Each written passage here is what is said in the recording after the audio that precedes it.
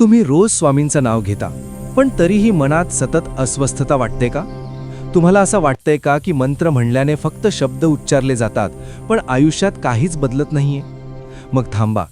हे नवे पर्व तुम्हाला नामस्मरणाचं ते गुपित सांगायला आलंय, जे तुमच्या आयुष्याचा कायापालट करू शकतं. अनेक जण विचारतात, नाम घेऊन काय होतं? जसं मोबाईलची बॅटरी संपली की त्याला चार्जरची गरज असते, तसंच आपल्या थकलेल्या मनाला आणि आत्म्याला नामस्मरण हे ऊर्जेचा पुरवठा करतं. नवे पर्व आपल्याला शिकवतं की नामस्मरण हे केवळ शब्दांचे उच्चार नाहीत, तर ते स्वामींशी जोडले जाणारे एक अदृश्य कंपन आहे.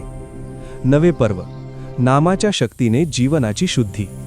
या प्रवासात आपल्याला नामस्मरणाचं महत्त्व अशा प्रकारे समजून घ्यायचंय. संख्या नको, भाव हवा. तुम्ही 1000 वेळा माळ ओढली पण मन संसारात असेल तर त्याचा फायदा कमी होतो. त्यापेक्षा फक्त 11 वेळा पण मनापासून घेतलेले नाव स्वामींच्या काळजाला भिडते.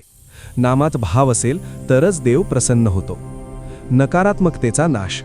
तुमच्या घरात किंवा मनात जर सतत भांडणं, चिडचिड होत असेल तर स्वामींच्या नामाचा मोठ्या आवाजात जप करा. नामाच्या लहरी घरातील नकारात्मक ऊर्जा नष्ट करतात आणि एक दिव्य सुरक्षा कवच तयार करतात. औषधासारखं काम. नामस्मरण हे मानसिक तणावावरचं सर्वोत्तम औषध आहे. जेव्हा डोकं शांत नसेल तेव्हा डोळे मिटून श्री स्वामी समर्थ मंत्राचा लयबद्ध जप करा. तुमच्या रक्ताभिसरणापासून विचारांपर्यंत सर्व काही संतुलित होईल.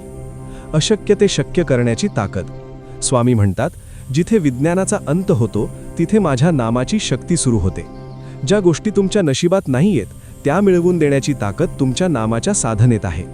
चला, आजपासून या नव्या पर्वात आपण केवळ ओठांनी नाही तर हृदयाने स्वामींचं नाव घेऊया. कामात असताना, चालताना, उठता बसता नामाचा छंद जपा. मग बघा स्वामी कशा प्रकारे तुमच्या आयुष्यातील प्रत्येक संकट नामाच्या ताकदीवर दूर करतात.